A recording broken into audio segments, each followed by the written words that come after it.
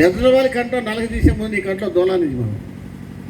నా బైబిల్ మీద అంత అవగాహన లేదు, కానీ బైబిల్ అంతా ఎదురు ఇదే మాత్రం. ఎదుటి ప్రేమించాలి, గౌరవించాలి, మనిషినిగా చూడాలి, క్షమించే గుణం ఉండాలి, మనిషిగా ఒకళ్ళొకరు సోదర భావం ఉండాలి, తప్పులు చేయకూడదు. ఇక్కడ మగవాళ్ళు లేరు కానీ ఎక్కువ అసాంఘిక కార్యక్రమాలు అంటే మందు కొట్టడం, క్రికెట్ బెట్టింగ్ కట్టడం, పేక ఆడటం. రేపు వస్తుంది కోడి పందాలకి, సంక్రాంతి తెగేసుకుంటారు. అటువంటి వాళ్ళ పాల్గొకుండా పిల్లల్ని బాగా చదివించండి. బైబిల్తో పాటు అంబేద్కర్ గారు అసలు రాజ్యాంగం కూడా నేర్పండి. ఇప్పుడు చాలామంది మనం టీవీలో చూస్తూ ఉంటాం, పొద్దున్నే లేగానే ఒక ఛానల్ చూస్తేనేమో బైబిల్ గురించి చెప్తుంది, ఇంకో ఛానల్ చూస్తే హిందూ ధర్మాన్ని గురించి చెప్తుంది, మరో ఛానల్ చూస్తే ముస్లిం. ఈ కాదు మాకు కావాల్సింది. పొద్దున్నే లేచి పొద్దున్నే రాజ్యాంగంలో ఒక ఆర్టికల్ అంటే ఏంటంటే ప్రకరణ. నీ కోసం నా కోసం అంబేద్కర్ రాసిన రాజ్యాంగంలో ఉన్నటువంటి హక్కులు తెలియజేస్తే మనందరం చైతన్యవంతం.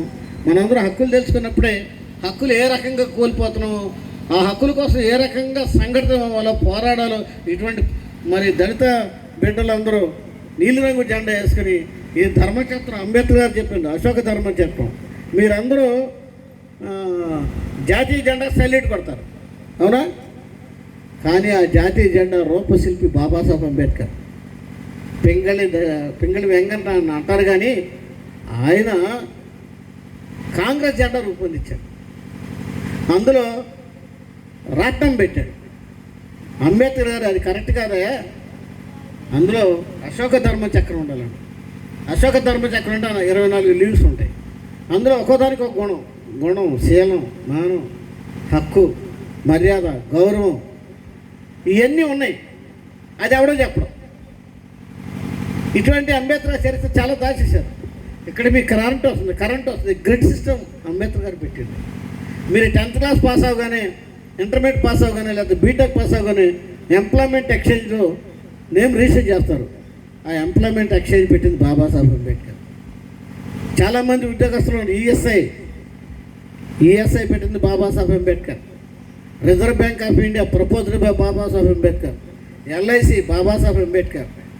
ఇలా నువ్వు ఎక్కడికి వెళ్ళా సరే, ఈ దేశంలో 140 కోట్ల మంది ప్రజలు అనుభవించే ప్రతి హక్కు బాబాసాహెబ్ అంబేద్కర్ పాత్ర ఉంది. అవన్నీ చెప్పాలంటే టైం పడుతుంది. ముఖ్యంగా మహిళల కోసం అంబేద్కర్ హిందూ కోడ్ బిల్ తీసుకొచ్చాడు. బీసీల కోసం, బీసీలు జనగణన చేయాలని అంబేద్కర్ పార్లమెంట్లో ప్రపోజల్ పెట్టాడు. 1951 సెప్టెంబర్ 27వ తారీఖున అంబేద్కర్ గారు పెట్టిన 2 ప్రపోజల్స్, ఒకటి స్త్రీల హక్కుల కోసం హిందూ కోడ్ బిల్, 2 బీసీల హక్కుల కోసం రిజర్వేషన్ పెడితే అప్పుడు నెహ్రూ గవర్నమెంట్ ఒప్పుకోకపోతే బీసీలకి ప్రాధాన్యత ఉన్నటువంటి ఈ పార్లమెంట్లో మహిళలకు హక్కుల కోసం చర్చించాలంటే హక్కులే ఉంది. ఈ పార్లమెంట్లో ఈ ప్రభుత్వంలో నేను ఉండనని అంబేద్కర్ గారు 1951 సెప్టెంబర్ 27న తన న్యాయశాఖ మంత్రిగా రాజీనామా చేశాడు. అంబేద్కర్ చేసిన త్యాగాలన్నీ దాచేసి మాలామాదిగ దేవుళ్ళు అంటారు. నిజంగా మాలామాదిగ దేవుడే, నేను ఒప్పుకుంటా. మరి అంబేద్కర్ ఇచ్చిన రిజర్వ్ ఓట్లు ఎందుకు కూర్చుంటారు మీరు? ఆ ఒక్క ఓట కల్పించారు, తీసేయండి. ఇప్పుడు మా అక్క శైలజమ్మ ఉంది, ఏమో జడ్పీటీసీ అయిందండి, సొంతం అనుకుంటున్నారా ఏంటి? లేకపోతే ఎవరైనా ఇచ్చారనుకుంటున్నారేంటి? అంబేద్కర్ గారు కల్పించారు రిజర్వేషన్లో. మా సోదరి శైలజ జడ్పీటీసీ అయింది. ఇప్పుడు రాపాక వరప్రసాద్ గారు ఇక్కడ ఎమ్మెల్యేగా ఉన్నాడు. ఆయన కానీ ఊరికే ఇచ్చారనుకుంటున్నారేంటి? రాజ్యాంగంలో రాసేసాడు బాబాసాహెబ్ అంబేద్కర్. సంఖ్యాపరంగా నా జాతి ప్రజలు ఎంత ఉంటే అన్ని రిజర్వేషన్. ఆ రిజర్వేషన్ ఏంటంటే 115% ఎస్సీలు ఉన్నారు కాబట్టి 100లో 15% ఎస్సీలు మాకు ఇచ్చేయాలి. 100 కలెక్టర్లు ఉంటే 15 మంది కలెక్టర్లు మా వాళ్ళు ఉండాలి. 100 మంది ఎస్పీలు ఉంటే 15 మంది మా వాళ్ళు ఎస్పీలు ఉండాలి. 100 జడ్పీటీస్ ఉంటే మా శైలజమ్మ లాంటి వాళ్ళు 15 మంది ఉండాలి. ఈ రకంగా రాజ్యాంగం అంతా రాసింది బాబాసాహెబ్ అంబేద్కర్. అంబేద్కర్ లేకపోతే నేను లేను, మీరు లేరు, ఎవరూ లేరు, ఏమీ లేరు. కనుక మీకు నేను చెప్పేది ఏంటంటే బైబిల్తో పాటు రాజ్యాంగాన్ని కూడా చదవండి. స్రవంతి గారిని ఆదర్శంగా తీసుకుని మరికొంతమంది ముందుకు వచ్చి ఈ జై భీమ్ స్రవంతిని ఒక ఉజ్వల భవిష్యత్తు ఉండాలని ఈ లోగో కార్యక్రమం ఏదైతే ఒక ఛానల్ పెడుతున్నారో ఆ కార్యక్రమాన్ని ముందుకు తీసుకెళ్ళాలని మీ అందరినీ అభ్యర్థిస్తూ నాకు ఈ అవకాశం ఇచ్చిన మీ అందరికీ పేరు పేరున ధన్యవాదాలు చెప్పింది. ఇంతవరకు చక్కటి విషయాలు చెప్పినటువంటి మరి ఆంధ్రప్రదేశ్ రాష్ట్ర ఎస్సీ కమిషన్ చైర్పర్సన్ గారు విక్టర్ ప్రసాద్ గారికి హృదయపూర్వక మరి కృతజ్ఞతలు తెలుపుకుంటున్నాం. అమ్మ మీకు ఎవరెవరు ఏం చేస్తారో నాకు తెలియదు, కానీ గౌరవ ముఖ్యమంత్రి జగన్మోహన్ రెడ్డి గారు నేను లా చదువుకుని ఉద్యమాలు చేస్తూ ఉంటే ఒక ఎస్సీ కమిషన్ చైర్మన్గా ఆమె ఏదో తలగొట్టుకుంటుంది. అంత బోరుగా ఉందమ్మా, లేకపోతే ఇంటికి వెళ్ళి సీరియల్ చూడాలా? అదంతా సీరియల్ బ్యాచ్లే. ఎప్పుడు వెళ్ళిపోతాడా వీడు, మేము సీరియల్ చూద్దామని డైరెక్ట్ కొట్టుకుంది ఎట్ట అనుకుంటుంది. నేను ఎందుకు మాట్లాడుతున్నానంటే మీకు ఎవరెవరు అండగా ఉంటారో నాకే తెలియదు, కానీ ముఖ్యమంత్రి జగన్మోహన్ రెడ్డి గారు నాకు ఒక బాధ్యత అప్పచెప్పాడు. ఆ బాధ్యత ఏంటంటే రాష్ట్రంలో ఎస్సీలకి, మహిళలకి, నా కులస్తులకి ఎక్కడ అన్యాయం జరిగినా వాళ్ళకి అండగా నిలబడి జగన్మోహన్ రెడ్డి గారు నాకు మంచి ఎస్సీ కమిషన్ చైర్మన్ ఇచ్చారు. మీకు ఎప్పుడన్నా ఏదన్నా పోలీసుల ద్వారా కానీ ఇతర కులస్తుల ద్వారా కానీ భూ సమస్యలు కానీ మన భూములు ఎవరు ఆక్రమించుకున్నా, మన జోలికి ఎవరికి వచ్చినా, మన మహిళల జోలికి ఎవరు వచ్చినా SC commission chairman Victor Prasad ఒకడు ఉన్నాడు, గుర్తుంచుకోండి. మీ అందరికీ నేను అండగా ఉంటానని తెలియజేస్తూ నాకు ఈ అవకాశం ఇచ్చినందుకు ధన్యవాదాలు. చక్కటి విషయాలు ఇప్పుడు వరకు తెలియజేశారు. మన ముందు నిలబడినటువంటి వ్యక్తి ఇలాంటి స్థానంలో ఉండి ముందు ఎంతోమంది కోట్లు వెనకాల వేసుకున్నారు. అయితే అన్నయ్య ఇప్పటి వరకు కూడా ఆయనకి బ్యాంక్ అకౌంట్ లేదంటే ఎవరు నమ్మరు మీరు.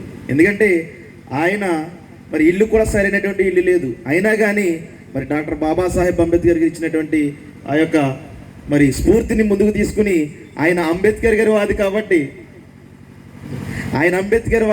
అంబేద్కర్ గారి గురించే ఎక్కువ చెబుతూ ఉంటారు. ఎవరు కూడా అన్నితో భావించొద్దు. ఎందుకంటే మరి పాస్టర్ గారు మమ్మల్ని క్షమించాలి. ఆయన 4 గంటల నుంచి 5 గంటల వరకు మాకు అవకాశం ఇచ్చారు. అయితే కొంచెం లేట్ అవటం వల్ల మరి ఈ యొక్క కార్యక్రమము మరి మీ క్రిస్మస్ కార్యక్రమం కూడా లేట్ అవడం జరిగింది. కాబట్టి ఈ సమయంలో దైవ సేవకుల్ని వేదికపైకి ఆహ్వానిస్తున్నాం. ఈ సందీప్ గారిని హృదయపూర్వకంగా వేదికపైకి ఆహ్వానిస్తున్నాం సార్. మరి ఇప్పటి వరకు కూడా మీ ఎదురుకుండా ఉండి మాట్లాడినటువంటి వ్యక్తి ఇంకా అన్న పెళ్లి కూడా చేసుకోకుండా తన జీవితాన్ని అంతా కూడా మరి అంబేద్కర్ గారు ఏదైతే జాతి కోసం అంకితం చేశారో ఆయన కూడా జీవితాన్ని జాతి కోసం అంకితం చేసి మరి ఎక్కడ సమస్యలు ఉన్నా కూడా మరి ఆయన ముందుండి పోరాటం చేస్తున్నారు.